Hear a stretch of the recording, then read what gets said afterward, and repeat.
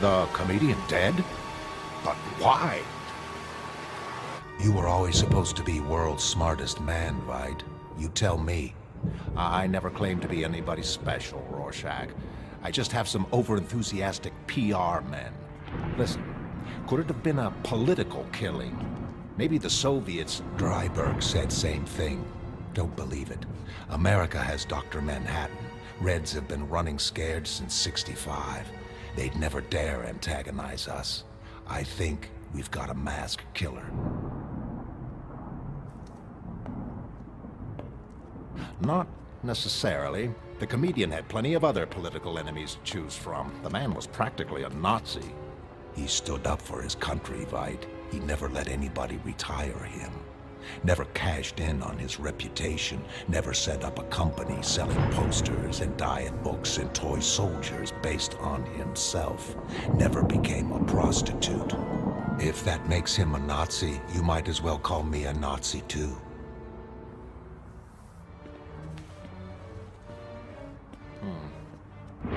Rorschach, I know we were never friends, but even so, you're being unfair. Nobody retired me. I chose to quit adventuring and go public 2 years before the police strike made the Keene Act necessary. Yes, good timing. I came here to warn you about the masked killer, so you didn't end up smartest man in the morgue. But I guess there's worse things to end up as. Be seeing you. Sure. Have a nice day.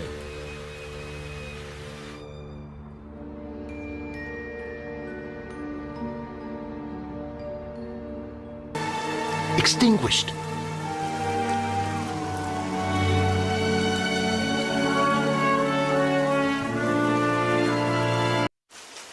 Man that is born of woman hath but a short time to live, and is full of miseries. He cometh up, and is cut down like a flower. He fleeth as it were a shadow, and never continueth in one stay. In the midst of life we are in death. Of whom may we seek succor but of thee, O Lord, who for our sins art justly displeased? Well, firstly, let me say I'm pleased to see so many of you here. Secondly, for those who only know me as Captain Metropolis, the name's Nelson Gardner. Call me Nelson. Third, I guess I should welcome everybody to the first ever meeting of the Crime Busters. Why the Crime Busters?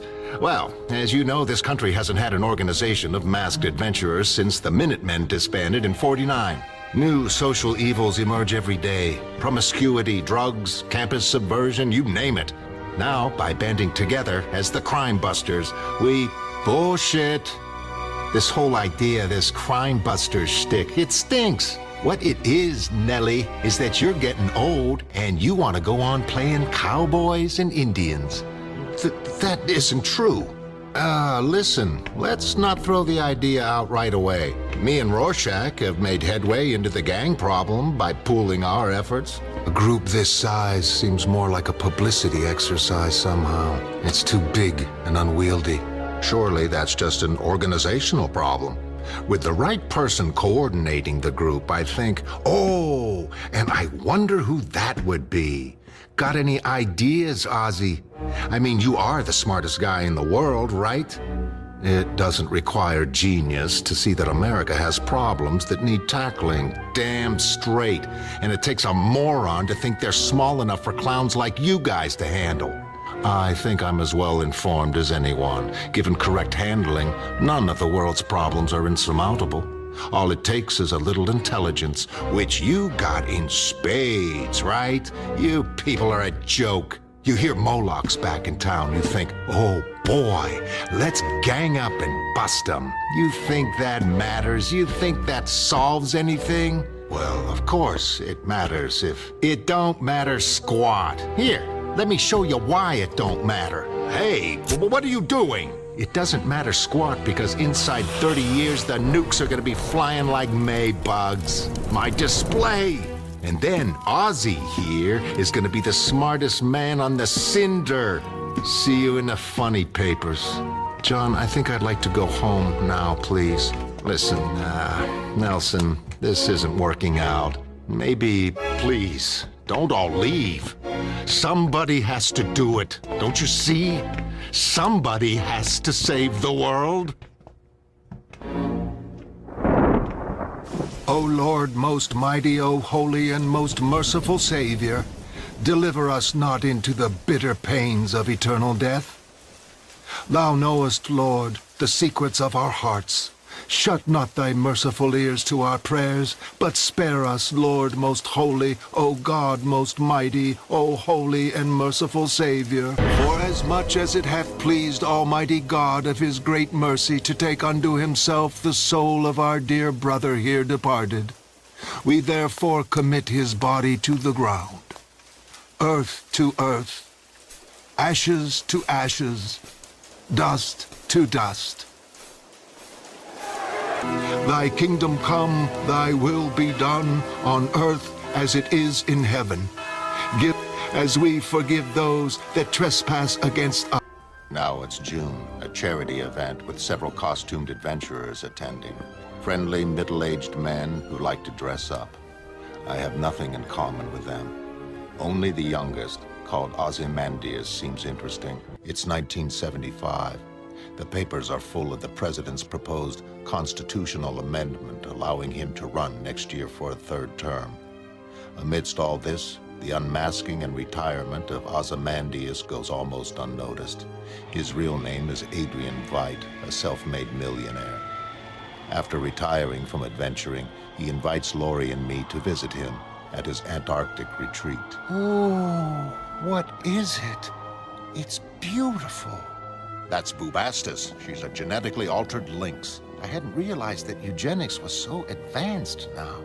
It's leapt forward in the last 15 years. Everything has, from quantum physics to transport, and we owe it all to you. With your help, our scientists are limited only by their imaginations and by their consciences, surely. Let's hope so.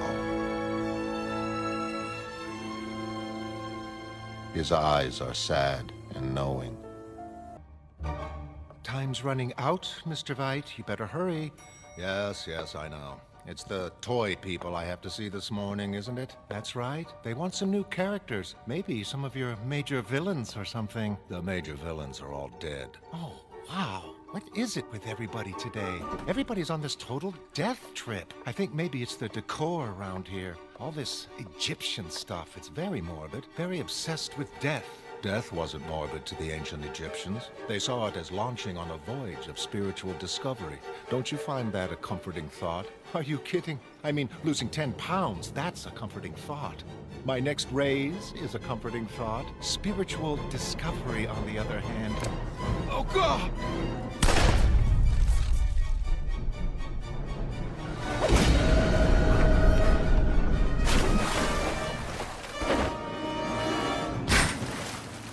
What have you got in your mouth? Open it! He's got a poison capsule. Don't bite down. I want to know who's behind this.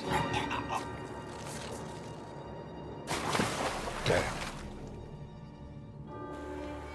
Call the toy people and cancel the extension of the Ozymandias line. If they ask why, just tell them I don't have any enemies. Ladies and gentlemen, performing live in aid of the Indian Famine Appeal, we present Adrian Veidt, the one, the only, Ozymandias.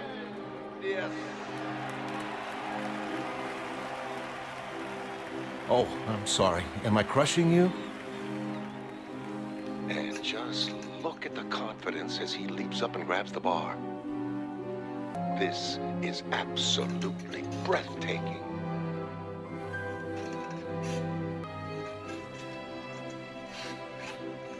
He's down. A perfect het dismount. Oh, Laurie, I'm sorry. It isn't you. It's just...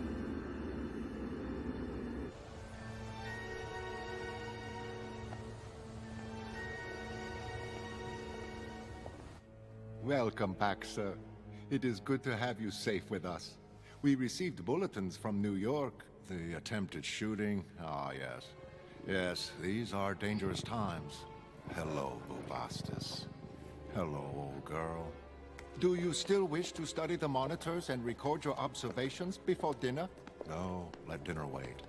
The work comes first, as ever. There are things to do, problems to solve. Incidentally, did the delivery run smoothly in my absence? Oh yes, we three supervised the reception unaided as instructed. The monitors have been prepared, sir. How many screens did you wish to view? All of them. Random channel change every 100 seconds. I need information. Information in its most concentrated form. Let me see.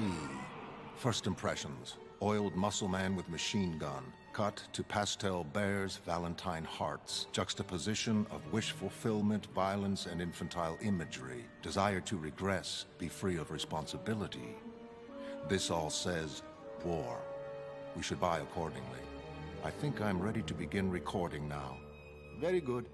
We shall retire and leave you to your work. We know that you prefer to be alone down here. Yes, that's right. All alone. Just me and the world. Hate this. All day on riverbed. Drowned corpses more useful. You said we could proceed. These computer searches I've been running are procedure. When it's... It's all right, girl. Everything's all right. Observation ends. Veidt, New York time, 11:18 p.m. Log and file. It's all right, girl. In these conditions, our visitors won't yet be within 10 miles of Karnak. Ah, you see?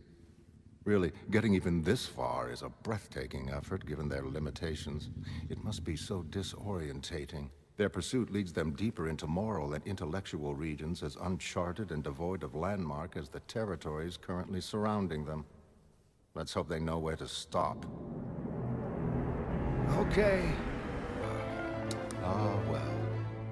Come on, old girl. We have a few matters to attend to before they get here. I suppose I've been waiting for an opportune moment, but there's no point putting things off any longer. And no time like the present.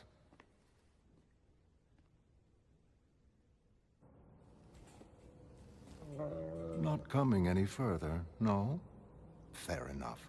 You wait here. This won't take a moment.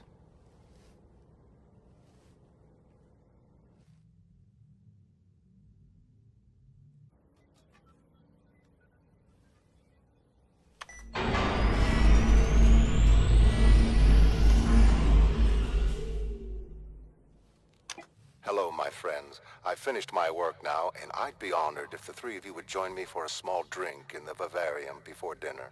I have something to celebrate. Veidt out. Partying. Celebrating its awful victory. Mr. Veidt, this is indeed an honor. Might we inquire what it is that provides occasion for such generosity?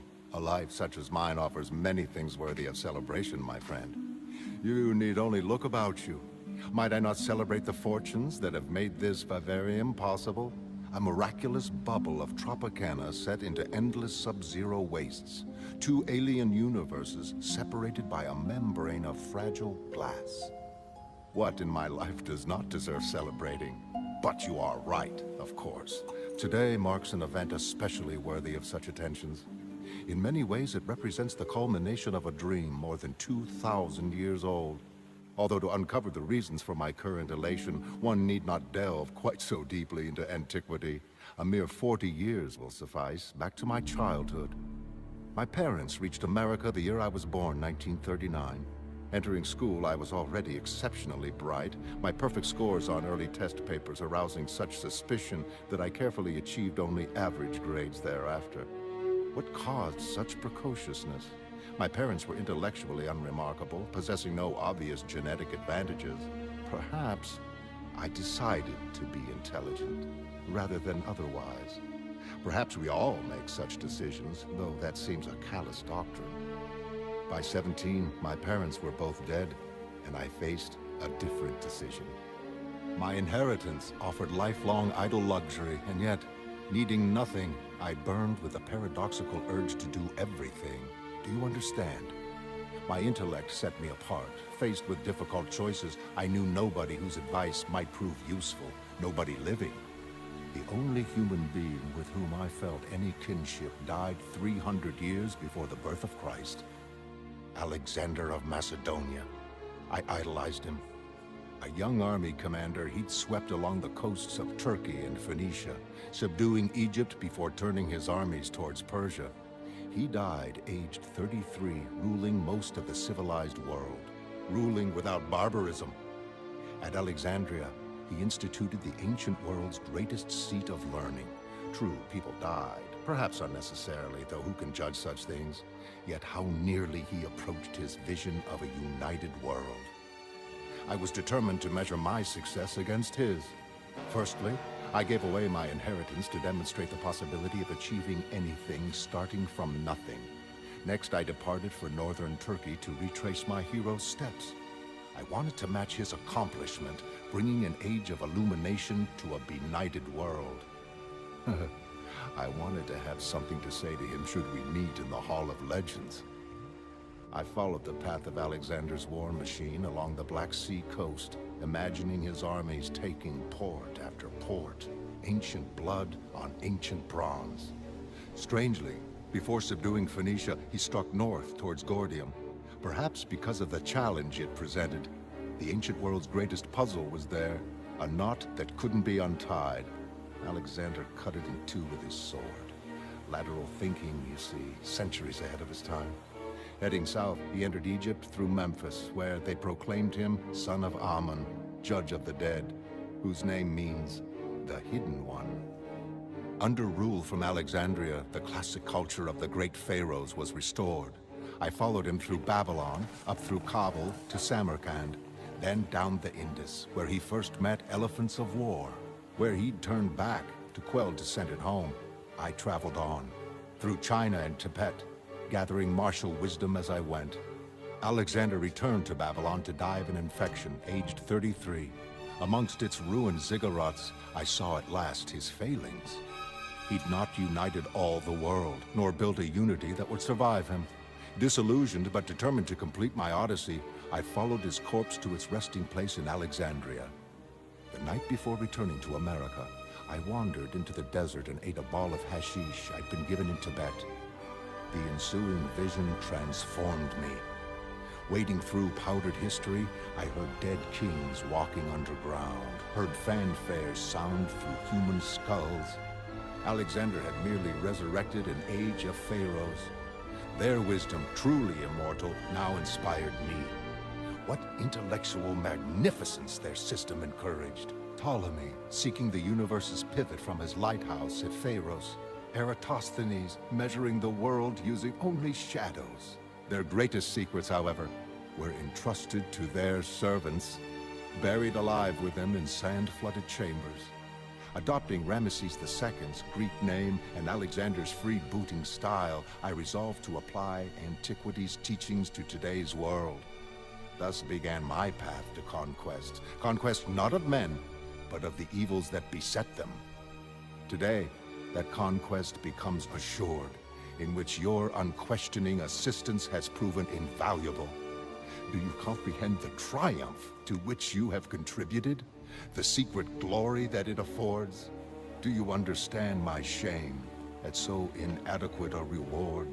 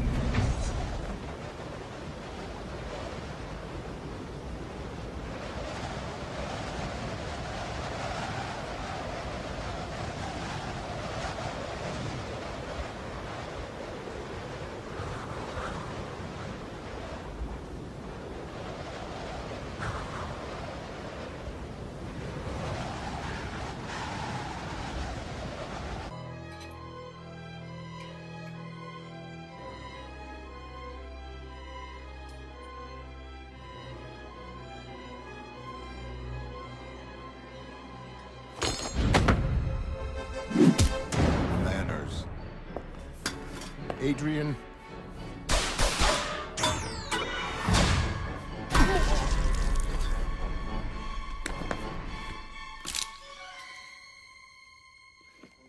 Now, what can I do for you?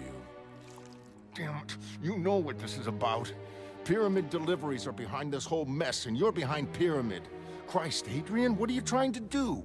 I'm trying to improve the world, like when I started out. My first case made it seem possible to end injustice by demolishing crime syndicates. This notion that criminals monopolized evil was itself demolished by my second case. I investigated the mid-50s disappearance of Hooded Justice. An operative, government sources revealed, had tried unearthing him back then, reporting failure. Unearthing the operative proved easier. Edward Blake. As intelligent men facing lunatic times, we were very alike, despising each other instantly. Recognizing me, he attacked anyway, mistaking me for a criminal. I studied his limitations: skillful feint, devastating uppercut, little else. He won in the short term. Had Blake found Hooded Justice, killed him, reporting failure, I can prove nothing. We next met in 1960. I avoided him, more fascinated by John. Still, I observed Blake over the years. Know what? He was in Dallas, minding Nixon the day Kennedy died.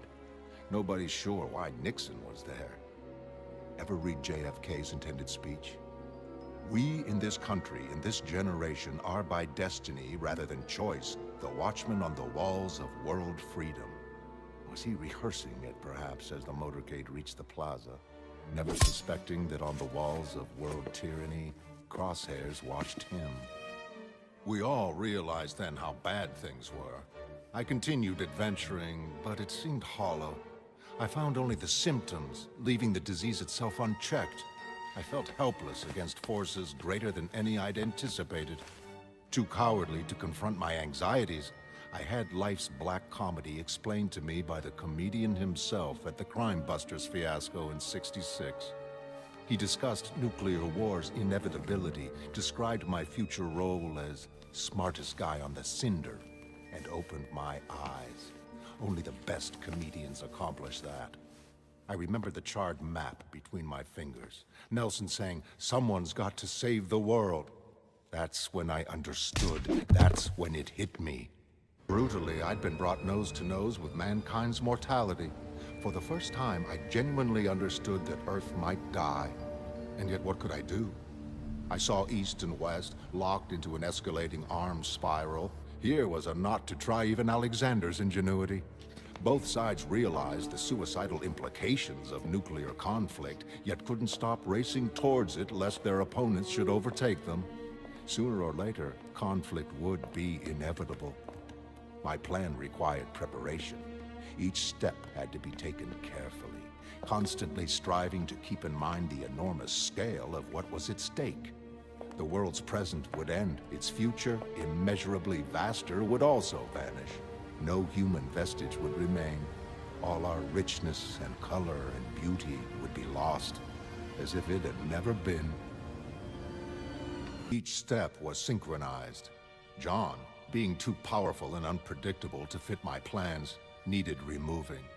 Thus, Dimensional Developments hired his past associates and gave them cancer.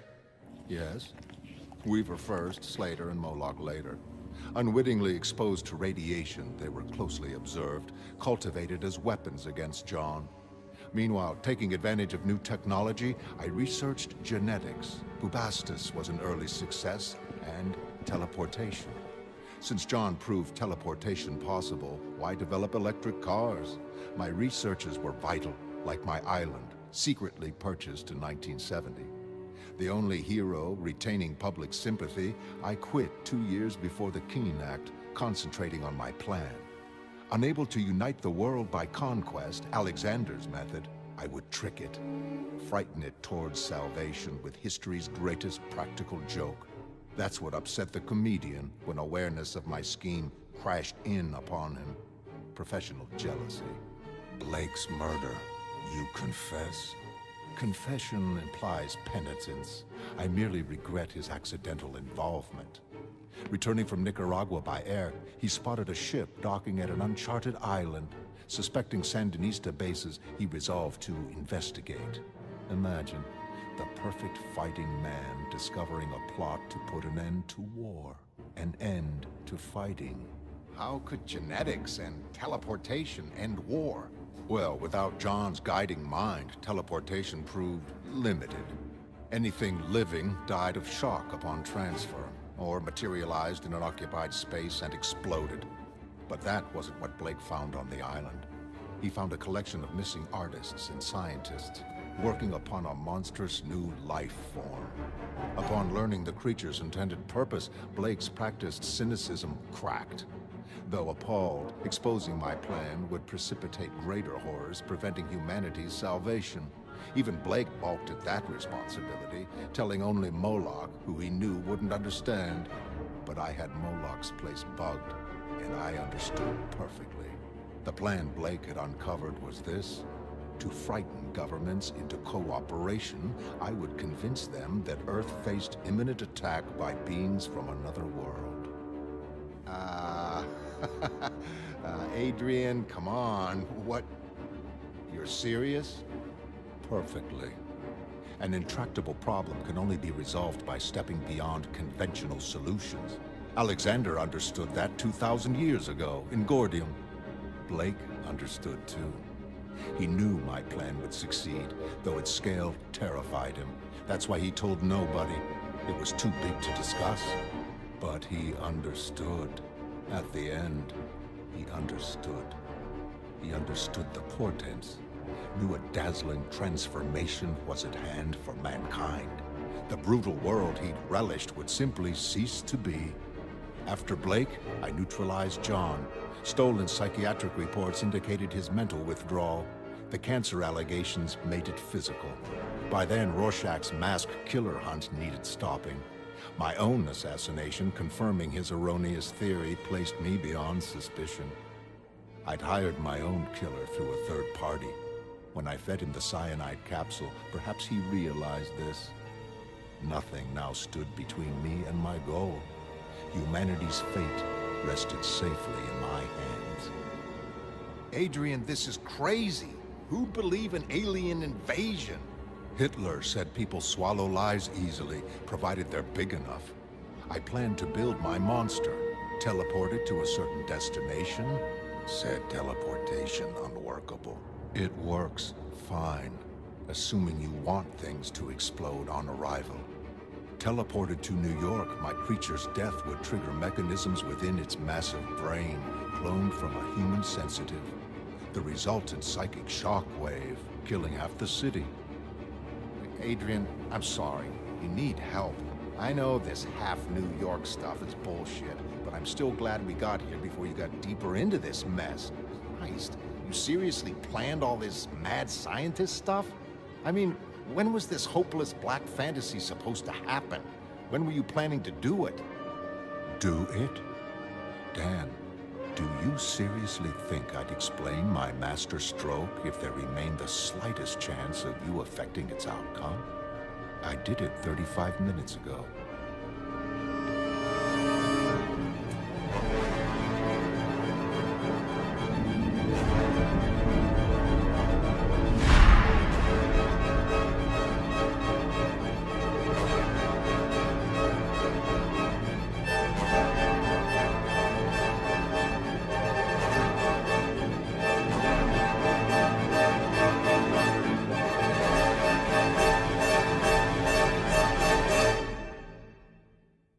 Take Cat away, Veidt. Take Cat away and face me. Adrian, I'm sorry. I don't buy this hoax invasion story. Come on! What are you really up to? Very well. Once more. I engineered a monster, cloned its brain from a human psychic, sent it to New York, and killed half of the city. Adrian, that's bullshit. Listen to voice. He did it. Look, nobody could do that. You're being... He did it. Half New York. Veidt, get rid of Cat. No, I don't think so.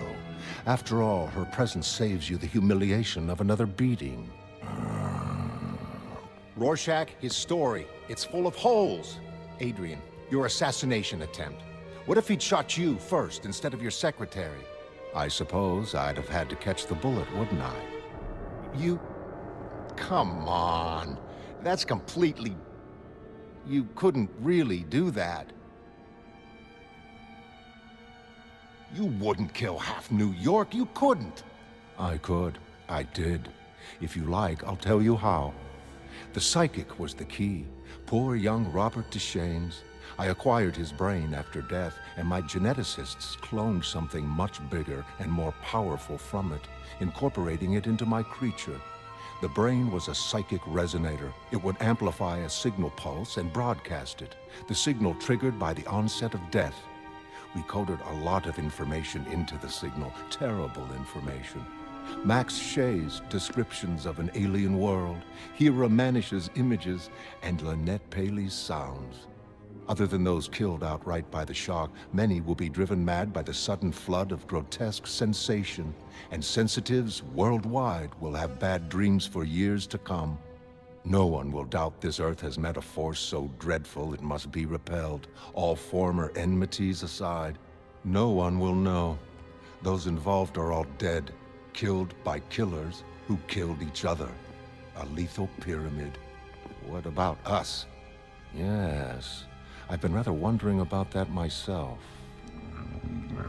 Bubastis, what is it, girl? I see. Oh, dear. Bubastis, quickly. Forgive me. Light, don't.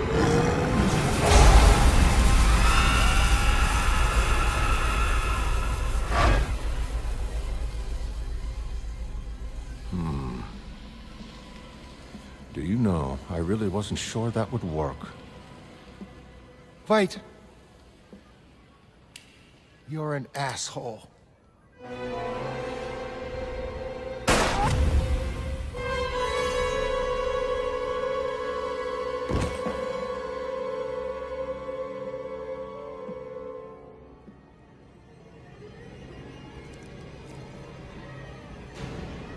Oh, shit. Oh!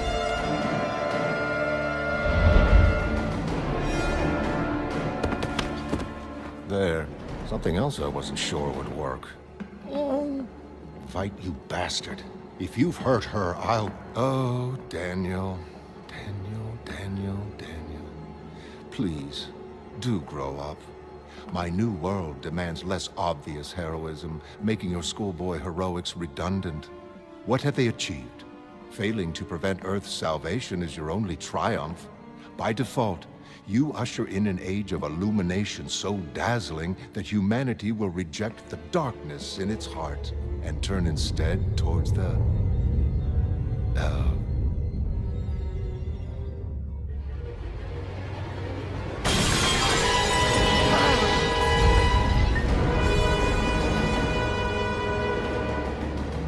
I am disappointed, Veidt. Very disappointed.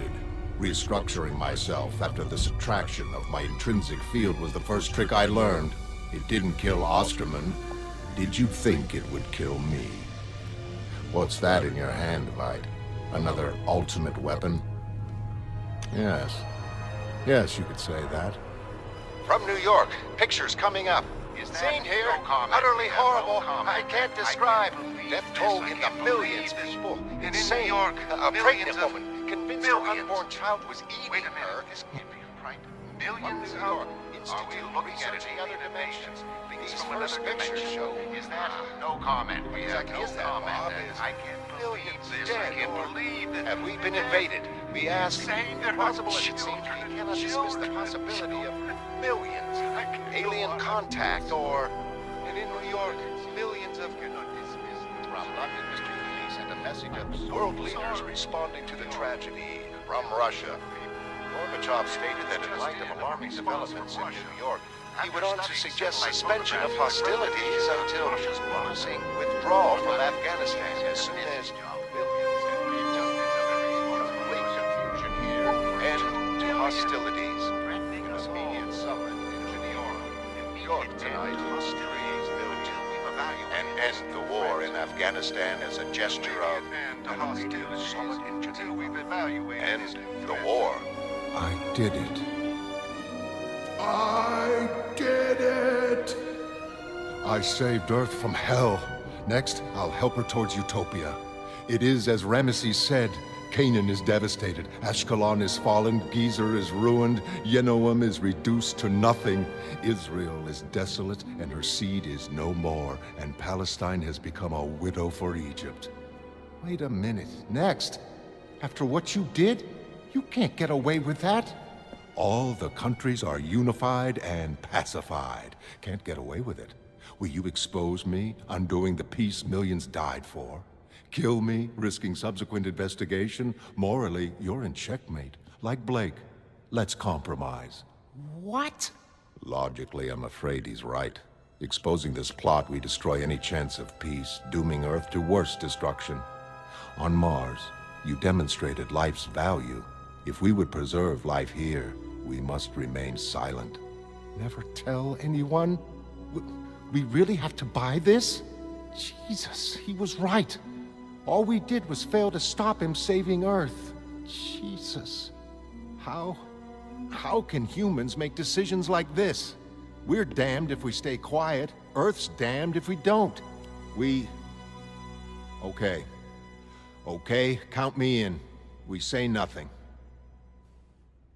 Joking, of course. Rorschach?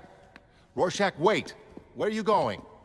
This is too big to be hard-assed about. We have to compromise. No.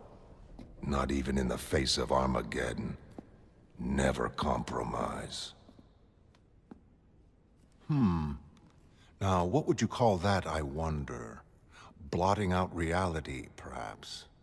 Oh, well, in all likelihood, it's of no consequence.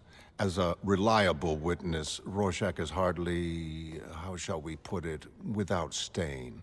Still, I think I shall meditate now in my orrery. Obviously, you must both make yourselves at home.